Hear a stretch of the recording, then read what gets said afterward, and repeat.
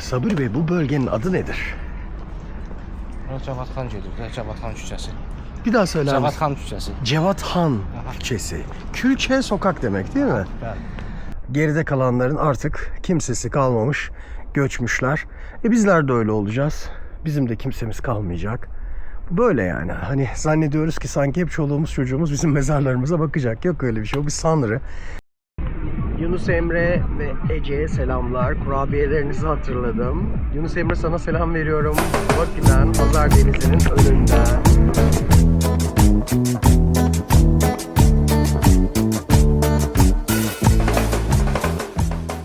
Hepinize bir Azerbaycan sabahından günaydın. Bugün benim Azerbaycan'daki sanırım 4. günüm. Evet. Yaklaşık 2 ya da 3 hostel gezdim. Bu hostellerden bir tanesi idare ederdi. Orası da sürekli böyle polisle falan uğraşıyordu. Ondan sonraki hosteller berbattı, daha berbattı. Malum ucuza geziyorum. Bu hemen hemen bütün ülkelerde böyledir ama burada biraz şanssız başladık yolculuğa. Daha sonrasında buraya gelirken Kazakistan'a aktarmalı gitmiştik ve o uçakta bir beyle tanışmıştım. Sabir Bey diye. Sağ olsun. Kendisi bana çok yardımcı oldu ve çok ilginç bir biçimde rast geldik. Yani normalde biz uçakta kopmuştuk, gitmiştik. Fakat sonrasında bütün ben bu olayları yaşadıktan sonra tam böyle bir kafede oturdum. Artık ne yapacağım, ne edeceğim, bugün nerede kalacağım diye düşünürken bir de baktım ki sol tarafımdan kendisi geçiyor. Yani yaklaşık 1,5-2 milyonluk bir şehirde bir insana nasıl rast gelirsiniz bu şekilde ve tam aradığınız zaman, tam böyle yardıma ihtiyaç duyduğunuz zaman rast gelirsiniz. Çok enteresan. Sağ olsun evini açtı bana. Kendisi böyle Bakü'nün oldukça dış tarafında, böyle banliyö diyebileceğimiz, hani varoş diyebileceğimiz işçi sınıfının daha çok yaşadığı yerde kalıyor. Ucuz evler tarafında kalıyor. Biraz maddi durumu sorunlu. Özellikle bu aralar kendisi bir parça anlattı. Onun özeline çok fazla girmeyelim. Ve sağ olsun bana evini açtı. Ben şimdi size kaldığım yeri gösteriyorum dostlar. Bakın ben burada kalıyorum. Şöyle gösteriyorum size.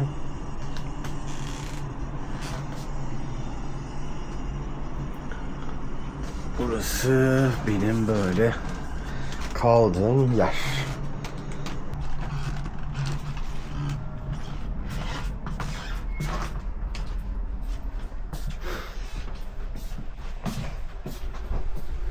Bakın bu evinin mutfağı, beni burada ağırladı sağ olsun.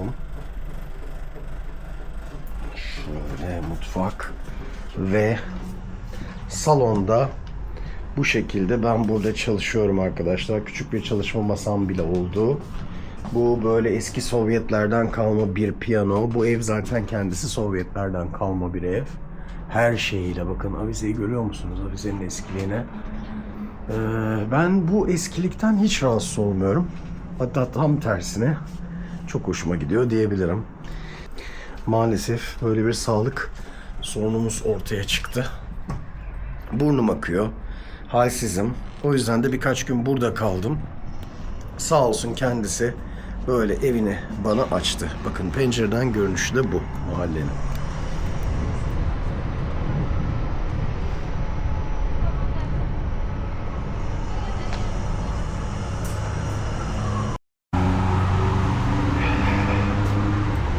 Şimdi devam ediyoruz. Bir markete doğru ilerliyoruz.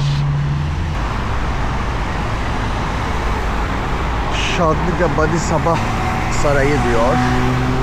Aynı zamanda buradan böyle devam ediyor.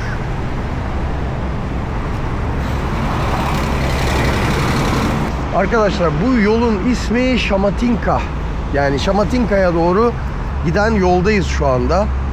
Birazdan böyle markete doğru gideceğiz. Şamatinka yolu üzerinde. Daha sağlı sollu dükkanlar var arkadaşlar bu yol üzerinde. Böyle sağlı sollu dükkanlar. Markette bir rica edeceğiz. Bakalım müsaade edecekler mi? Biz merkezden ben bu tarafa doğru geldim. Sabir Bey'in evi bu tarafta çünkü. Sabir Bey bir işçi. Böyle bizdeki belediyedeki çalışanlar var ya, onlar da genellikle Sağlık Bakanlığı'na bağlıymış bu durum. Sağlık Bakanlığı'nda bir işçi, ilaçlama işçisi. O pek çıkmak istemedi. Belki ikna edebilirsem çıkacak. Şimdi bu bölgedeki bir markete geldik. Bunlar peynir fiyatları. Yaklaşık 18-13 manat gibi. Bu peynirlerin fiyatları. Biz ne alsak diye düşünüyorum ben.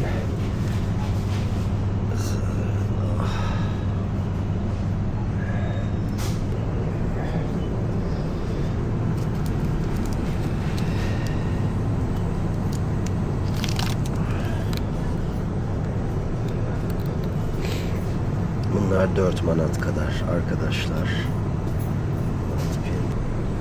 Biz geçen gün bundan almıştık 10 manat. Bu salamdan. Makarnadan aldık. Onunla beslendik. Biraz da sebze aldık.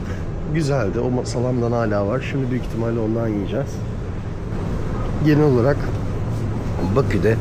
Bakü'nün bir tık daha ucuz diyebileceğimiz bölgesindeki market fiyatlarını görüyorsunuz. Ben de böyle biraz hasta olduğum için sağlıklı bir şeyler almak istiyorum. Ne alabilirim diye bakıyorum. 0.70'miş arkadaşlar. Şunlardan alınabilir aslında. 20 yan var. 20 yan var. Evet. Bu noktasındayım. Daha önce bu markete de gelmiştim. Çok da güzeldi. Tadı olsun, diğer noktaları olsun. Şöyle bakın, 11 manat civarında peynirler, 10 manat civarında peynirler. Bizim aldığımız peynir 3 manat civarındaydı. Genel itibariyle bakın şöyle. Oreo'lar 2 manat. Bakın böyle. Mesela çizi 1 manat. Yani 23-24 lira gibi oluyor. Görüyor musunuz? Genelde 1 manat. Yine böyle çikolata var. Ülker çikolata 4.50 manat. Snickers'lar var. 1.50 manat. İkili Snickers'lar 2.20. Böyle devam ediyor. Şöyle kavunun kilosu görüyorsunuz. Gayet ucuz, gayet taze gözüküyor. Azerbaycan'ın meyvesi çok güzel. Gerçekten çok güzel.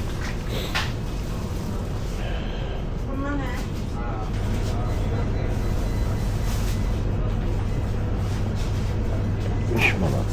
Genel olarak meyveleri oldukça taze ve oldukça güzel. Bakü'nün gerçekten de böyle bir güzelliği var.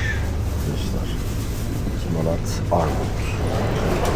Bakın karpuz görüyorsunuz 59 manat. Öyle. Bakü'nün arka taraflarında daha çok işçi sınıfının yaşadığı noktalar bu şekilde. Yani bir çeşit banliyösü.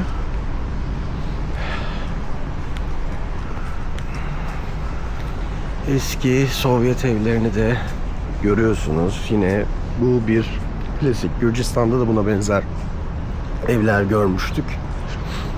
Aynı şekilde Bakü'de böyle. Ben bu evlerden birinde kalıyorum son 3-4 gündür. Turistik yerlere daha sonra gideriz. Turistik yerleri her yerde gördünüz.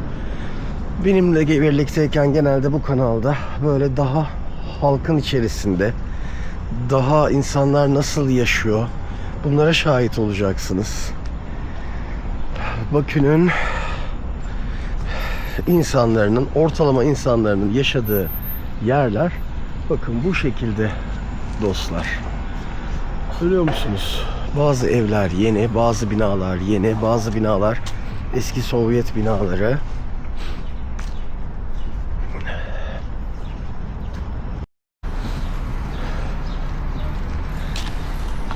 Bakın bulunduğumuz konumun arka tarafları böyle birazcık sıkışık.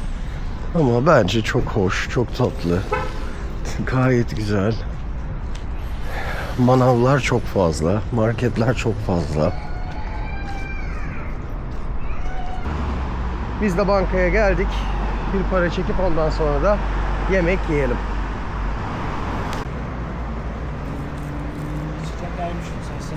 Aa, eyvallah, teşekkür ederim. Şöyle bir pastaneye geldik arkadaşlar. Bakın. Şimdi içeri giriyoruz. Fiyatlar ne kadar abla? Fiyatları ne kadar? Kıymete sor. Kıymet. 1 manat. Yani her biri 1 manatmış. Bu neli? Ha, patatesli. Tamam. Bu saatlerde çok sıcak oluyor. Bugün belki Sabir Bey ile birlikte ve arkadaşının kızlarıyla birlikte denize gideceğiz. Çok teşekkürler. Lahmacun. Çok teşekkürler. Azerbaycan başkenti Bakü'deyiz. Hangi sokak? Sokağın adı ne? Burası sokak olarak Hemen size görelim. yardımcı Hemen olabiliriz. Bir görelim. dakika abim. Buyurun. Buraya 3. korku da diyorlar. Aynı zamanda Asif Muharremov 22. cadde 5. mikrorayon. Evet, şöyle bir görelim. Buraya geldiğinizde bakın Hoş gelmişsiniz. buradaki güler yüzlü şefimle Evet, beraber çalışıyoruz. Türkiye'mizi güzel bir şekilde temsil edelim. Çok Kardeş ülke teşekkürler. Bakü'den sizlerle görüştüğümüz için memnunuz. Çok teşekkürler. Her zaman bekleriz. Buyurun. Çok sağ olun. Hoş Çok geldiniz. sağ olun. Hizmetinizdeyiz. Eyvallah. Buyurun. Çok eyvallah. lahmacun. Türkiye lezzeti. Adana'mız var. Aha. Sarma dolmamız var. Buyurun. Fiyatları ne kadar oluyor genelde? Fiyatlar 7 manat, 6 manat. Aha, Türkiye aha. parasıyla 140, 150. yaklaşık 140-150 porsiyonu, evet. Çok ucuz burası. Çok daha ucuz. Çok Burası daha ucuz. Türkiye'den çok ucuz. Evet, evet, evet. Burada 2 tane insan oturup yiyip içip 300 TL'ye 400 TL'ye denk getiriyorsa Türkiye'de 3000-4000 TL'ye denk geliyor. Muhteşem bir karpuz. Az önce tattım. Muhteşem bir karpuz.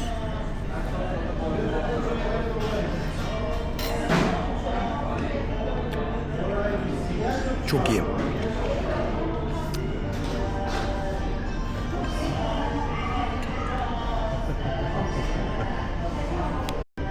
Evet, bakın böyle bu bizim sarma dediğimiz, şimdi ismini öğreneceğim. Acaba aynı isim mi? Bu etli.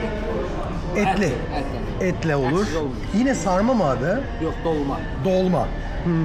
Bu çok halklarda var.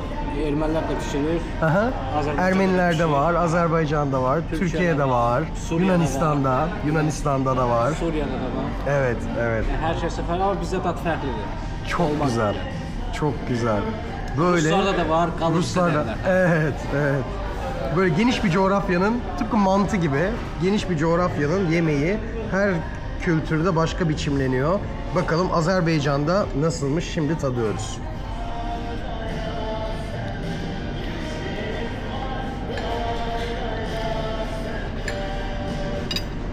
Mükemmel.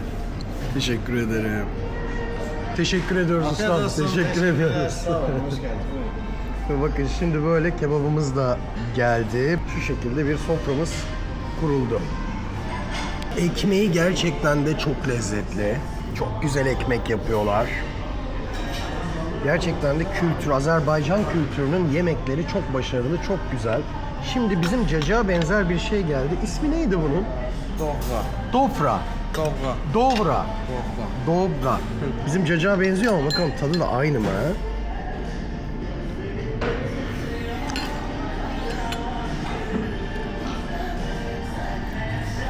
Böyle farklı otlar var gibi. Bizim cacıktan bir tık farklı. Gayet güzel. Gayet güzel.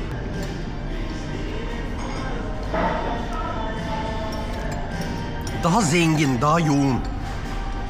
Sabir Bey'in de yemeği geldi. Çok güzel gözüküyor. Bakın böyle bu pilav tereyağda. Döner de başarılı sayılır arkadaşlar ama benim favori yemeğim bu sofrada kesinlikle dolma oldu. Bizim sarmaya benzeyen küçük dolma. İkram olarak çay geldi. Birazdan baklava da gelecek. Tertemiz, muhteşem, harika bir yemek yedik. Ve böyle çok lüks bir yer olmamasına rağmen inanılmaz güzel, çok böyle düzenli, temiz, yemekleri gayet görebiliyorsunuz. Tertemiz bir ortamdı. 20 yanvar stansiyası diye geçiyor.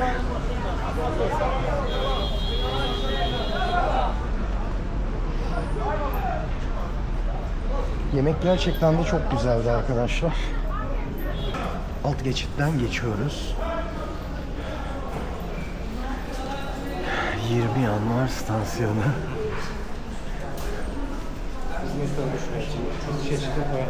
Metroya düşmeyeceğiz. Sağ taraftan çıkacağız. %70, %80 oranında Sabir Bey'i anlıyorum. Bazen anlamıyorum ama kelimeden kelimeyi çıkartıyorum cümle içerisinden.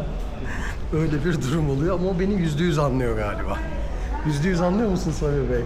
%90. Biraz az. Biraz. O da biraz galiba kayıp var. Kelime kaybı var zannedersem. Öyle. Her yerden Türkçe şarkılar, Türkiye'nin müzikleri duyulabiliyor arkadaşlar. Arabaların içinden, yemek yediğiniz noktalardan. Hava oldukça sıcak. Bu sıcakta dolaşmak birazcık zor. Ama ilk günlerde çok fazla çekim yapamadım. Şimdi birazcık daha böyle rahat, güzel bir ortamdayım. O yüzden de bugün böyle oturduğumuz noktaların 2-3 metro ilerisine kadar pek çok yerde çekim yaptım. Daha çok gördüğünüz gibi halkın içerisindeyiz. Yaşam biçimlerinin içerisindeyiz. Gördüm. Bundan sonra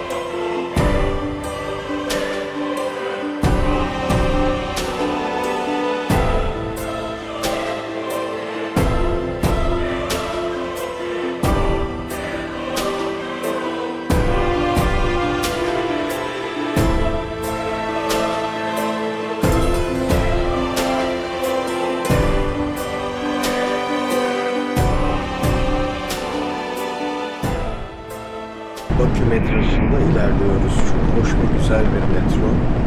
Gerçekten de modern. Oldukça hoş. Ayıp olmasın diye o tarafa göstermiyorum. Kendi yüzümü gösteriyorum. Ama genel olarak dışarıdan gösterdim. Güzel bir metroymuş.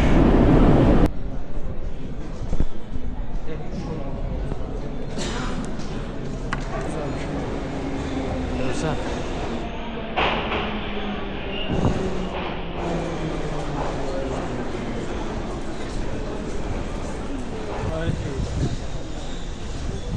Arkadaşlar şimdi Bakü'de ünlü bir mezarlığa geldik.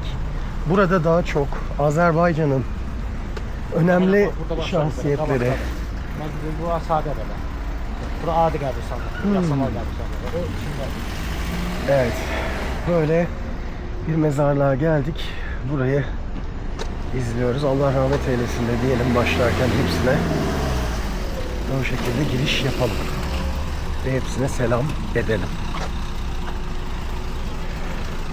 Tarafları daha çok var. Arada bir kısmı böyle. Böyle mezarlarında arkadaşlar aynı zamanda fotoğraflar da var. İşlemeler var.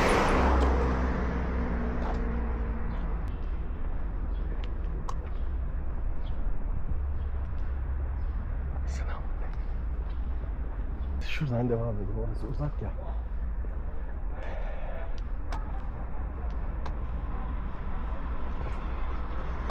Mezarları genellikle bu şekilde bakın.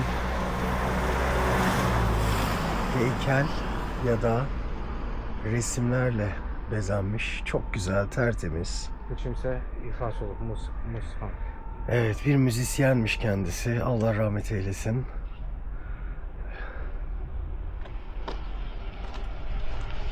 Bakın böyle 1978-1996 Uşaq. yılları arasında yaşamışlar anladığım kadarıyla. Genç kız. Evet. Allah rahmet eylesin diyelim tekrar.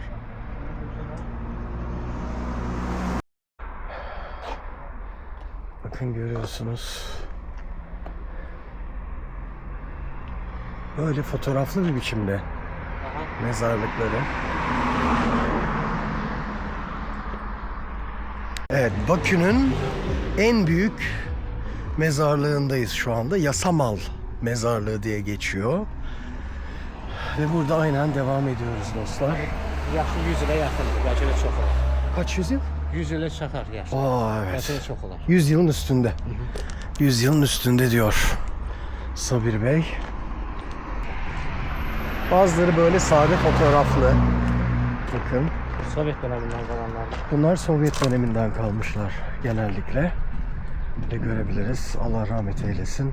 Selamünaleyküm. Aleyküm. Məscidə bənzəyən hər şey məzardır ha. Mescide benzeyenler de mezar. Özellikle böyle mescide benzetecek şekilde yapmışlar bazılarını. Evet. Şöyle mescide benzeyenler de, yani camiye benzeyenler de, kubbe diyelim, kubbesine benzeyenler de aslında mezarlık. Bu şekilde yaptırılabiliyormuş.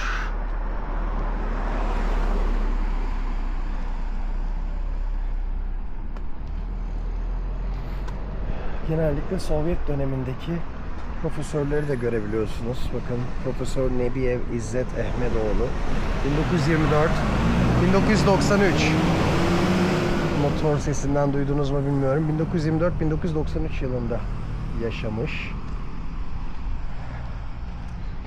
Oldukça büyük bir mezarlık dostlar. Hələ bunun başqa millətlər üçün olan bölmələri də var. Ha, başka milletlerden olanlar Yahudilər için de. üçün, Ha, Tatarlar Yahudiler için, Ruslar üçün, Ruslar, Ermənilər üçün. Ermeniler. Bir də Qabrisan məzarları da var burada. Əsirlər. Esirler, Ha, Almanların Ha, qalmış. Nazi zamanında. Aha, işgal Hadi canım. olmuşdan sonra ölmüş. Yine başka bir mezar arkadaşlar. Bu şekilde. Sinmoy Seymur. Ne yazıyor? Sinmoy Seymur. Sinmoy Seymoy. Seymur. Mənim oğlum Seymur. Ha, benim oğlum Seymour. Deyəsən cavan ölüb.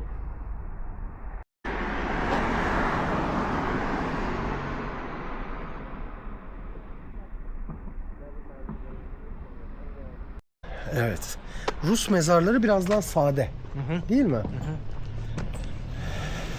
Ve çok eski galiba. Yani genellikle Sovyet zamanındaki Yok, mi var, yaşamışlar mı? taze Ha, yok, yeniler de var. Bakın arkadaşlar, Kızıl Yıldız tam mezarın üstünde bir kızıl yıldız. Sovyetler Birliği zamanından kalma. Ölüm tarihini görüyorum, 1956. Mezarlıktaki daha sahipsiz kalmış Sovyet zamanından mezarları görüyorsunuz. 1904, 1978, 1888, 1953 Sovyet dönemi denizciler ve onların çok eski mezarlıkları görüyor musunuz? İşte bunlar benim ilgimi çekiyor daha çok. Çünkü oldukça eskiler. Belki de son 20-30 yılları bir süre sonra üstlerine başkaları gömülecek.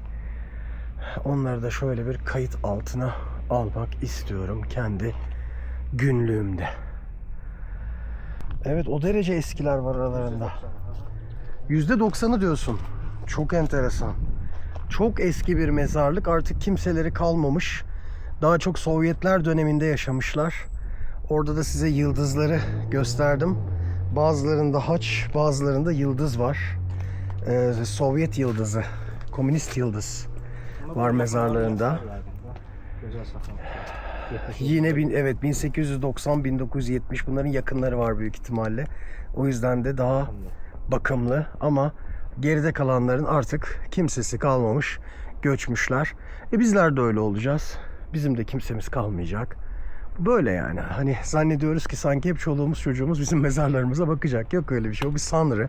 Dünyada kalma sanrısı. Rüzgar hepimizi alıp götürecek arkadaşlar. O kadar. Bakü mezarlığında Rus mezarları o kadar geriye doğru uzanıyor ki biraz daha diplere gittiğinizde, yani ön taraftaki o daha yeni, daha bu kültüre ait mezarların arkasına ulaştığınızda o mezarları görebiliyorsunuz. Onlara ulaştık ve onları kayda geçirdik.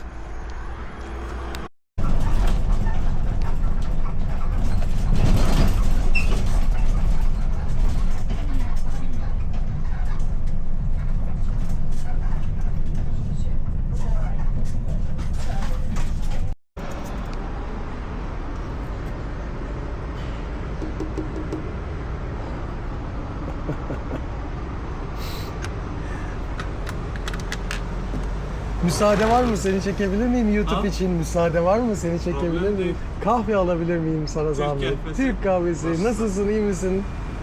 Sağ ol. Eyvallah. Teşekkür ederim. Şimdi Sabir Bey'in arkadaşının kızlarıyla buluştuk. Hep beraber gidiyoruz. Onlar da buradalar.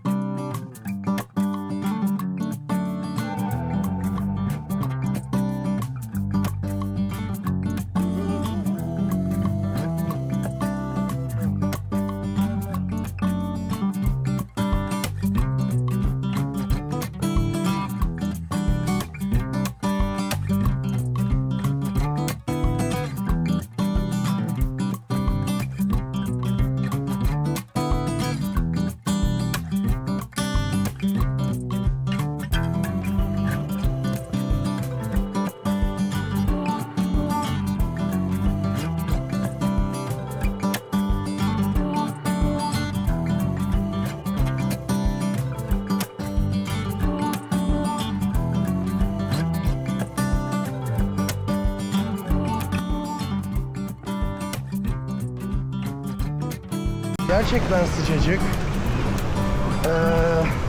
Kum. Yani kum olması çok güzel. Ve sıcacık gerçekten de. Bu kadar sıcak olmasını beklemiyordum. Nereye kadar böyle gidecek bilmiyorum. Temiz sayılır. Yani bu kadar kalabalığa göre kesinlikle temiz sayılır. Dalgalı gördüğünüz gibi.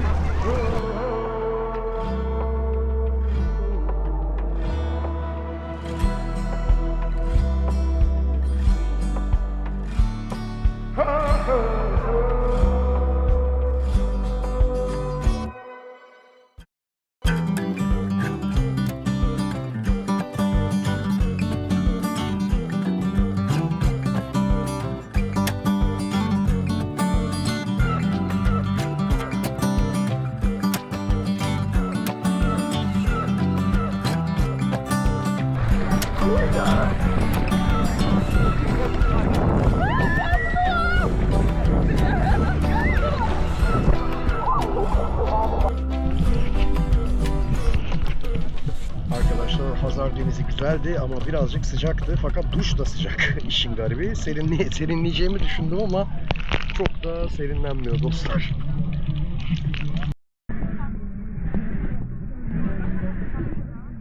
Hazar Denizi'ne saat gece 8.30'da girmek de varmış. Bu saate kadar top oynadık.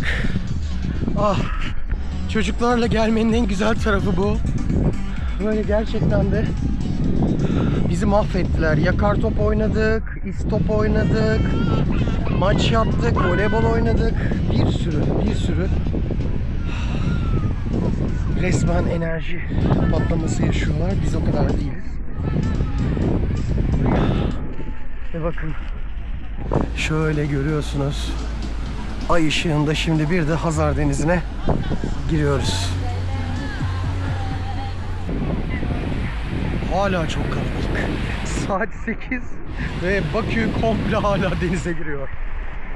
Bakar mısınız? Su biraz daha soğumuş. Çok sıcaktı. Hamam gibiydi. Şimdi bir tık daha iyi. Şurada bir uçurtma var. Belki görebiliyorsunuz. Hatta çok fazla uçurtma uçuruyorlar. Sanırım bundan çok hoşlanıyorlar. Beni görebiliyor musunuz bilmiyorum. Çünkü bayağı karanlık. Merhaba. Selamlar.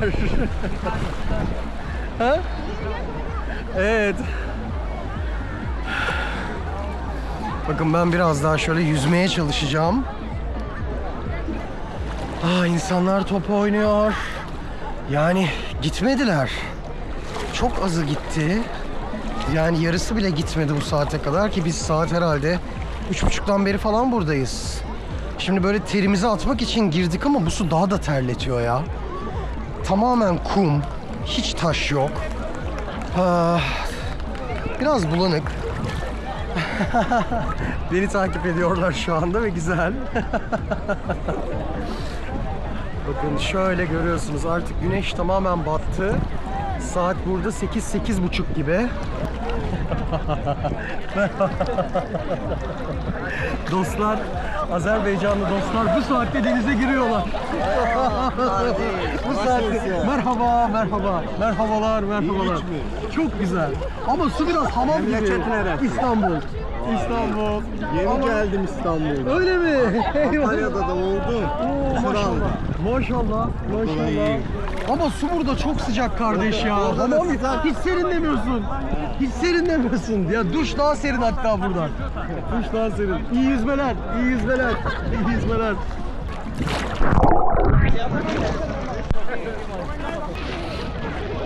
Normalde hala hastayım.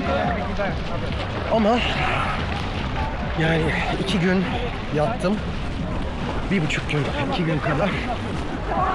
Şimdi hemen hemen kendime geldim diyebilirim.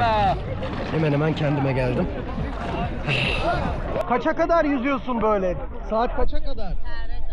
11, 12? Yok, 8-9. 8-9 saat? Mən tək. Süpersin. YouTube'da paylaşılacaq. Tamam, tembel gezgin yaz, tembel gezgin. Tamam mı? Tembel. Ne zaman paylaşıyorsun? Ne zaman bunu paylaşırım? 1-1,5 hafta sonra. Editlemem lazım.